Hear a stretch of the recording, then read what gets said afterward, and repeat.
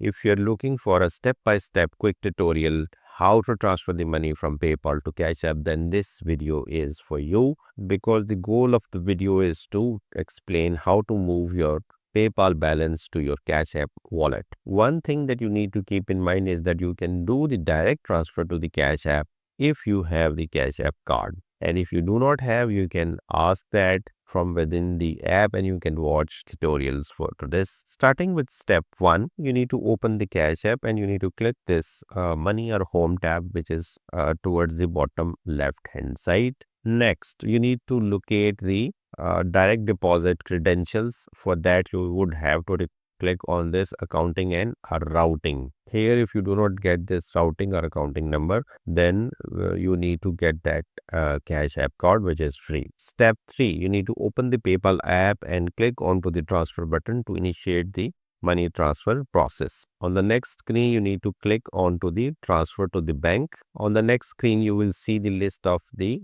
linked bank accounts. Here, you will have to come here and click on this link a new bank account. On the next screen, you can search for Cash App.